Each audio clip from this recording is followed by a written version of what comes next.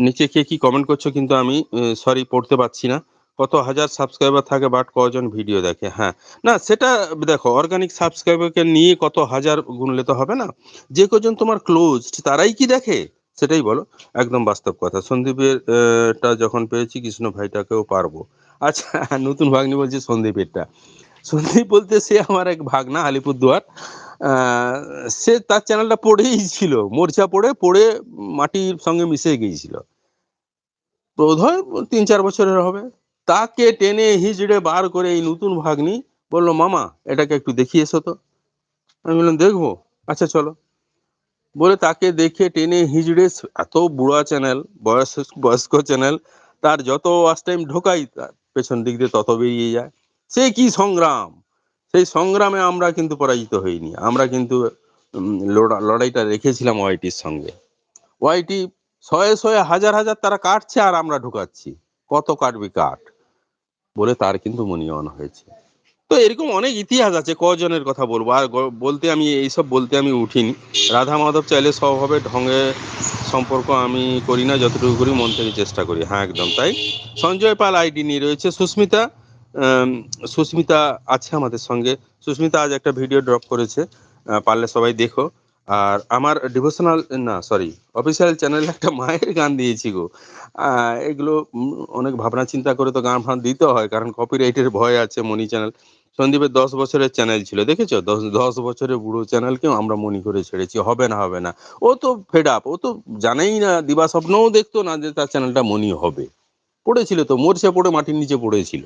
তাকে টেনে হিঁচড়ে তুলে মোর্চা ছাড়িয়ে জং ছাড়িয়ে তাকে মেরামত করা হয়েছে। হুম? তো যাই হোক, আমি কথা বলি কি সবকিছু সার কথা হচ্ছে যুগে যুগে যেটা মহাপুরুষরা বলেন, যেকোনো ধর্মের ধর্ম অবতাররা বলেন, আমিও সেই বিশ্বাস করি। শ্রীরামকৃষ্ণ বিবেকানন্দ ভাবধারায় বিশ্বাসী, আমার ব্যক্তিগত জীবন। তো আমি সেইটা যত্নের সঙ্গে সম্মানের সঙ্গে বিশ্বাস করি যে সততার দ্বারা সবকিছুই লাভ করা যায়। আজকে একটা ঘটনা মনে পড়ছে কদিন আগে মানে বোধহয় পরশুদিন। হ্যাঁ, পরশুদিন আমাদের ভারতের এক বিজ্ঞানীর কিন্তু জন্মদিবস ছিল। আমি কথা প্রসঙ্গে জাস্ট একটু টাচ করছি। যদি তোমরা বিরক্তি বোধ না করো তাহলে আমি একটু বলি। আমি নেমে যাব। আমি নেমে গেলে লায়লা ভাগ্নি আছে, সুস্মিতা আছে উঠবে, নতুন ভাগ্নি তো রয়েছে। এছাড়া সবাই আসতে পারেন। কৃষ্ণ ভাগনার কমিউনিটি পোস্টের লিঙ্কটা দেওয়া আছে। ওখান থেকে টাচ করলেই আপনারা জয়েন হতে পারবেন।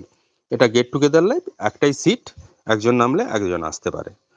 আর এখন ওই গেট টুগেদার করুক কি এমনি লাইভ করুক, কারণ বেশি স্ট্রিম লাইভ করলে এখন ওয়াচ টাইমটা ঠিক পাবে না। কারণ এখন টপটা তত বেশি নয়। টপ যখন বেশি থাকবে তখন স্ট্রিম লাইভ করলে উপরে ৪-৫ জন ৬ জন থাকলেও কোনো অসুবিধা নেই। কারণ স্ট্রিম লাইভ করলে উপরে আইডি থাকলে তার ওয়াচ টাইম পায় না। কেমন? সেই জন্য স্ট্রিম লাইভ এখন আপাতত করছে না ও। বেশি টপ হলে তখন করলে অসুবিধা নেই। বলুন মামা শুনছি। আচ্ছা। তো সেই বিজ্ঞানী জগদীশচন্দ্র বোস। আজকে বসু বিজ্ঞান মন্দির সবাই চেনেন। তার খ্যাতি বিশ্বজোড়া।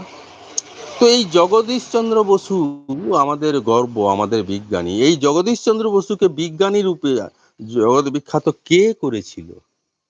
আপনারা বলবেন কে করেছিল মানে বিজ্ঞানী, বিজ্ঞান আবিষ্কার করে গাছেরও প্রাণ আছে তিনি আবিষ্কার করেছিলেন প্রথম, তাই তো? তো তিনিই তার আবিষ্কারে তিনি বিখ্যাত হয়েছেন? না, এর পিছনে ইতিহাস আছে। আমি সেই ইতিহাসটুকু একটু আলোকপাত করতে চাই। বেশিক্ষণ না। কি বলছে? ঘন্টার লাইভে বিরক্ত লাগে, কতদিন কথা বলেনি লাইভে। আচ্ছা, আচ্ছা। তো আমি বলছি কি বসু বিজ্ঞান মন্দির সবাই জানেন, হ্যাঁ বলেছি। তো এই ১৯০০ সালে এটা ২০২৬ না ২৫ চলছে। তো ১৯০০ সালের শেষের দিকে ওই প্যারিসে জগদীশচন্দ্র বসুর বিজ্ঞান কংগ্রেস পেপার পড়তে যাওয়ার ব্যাপারে সেখানে তিনি আ আমন্ত্রণ পেয়েছিলেন। ওই যে বসু বিজ্ঞান জগদীশচন্দ্র বসু ওই প্যারিসে ব্রিটিশ সরকার কিন্তু তাকে যেতে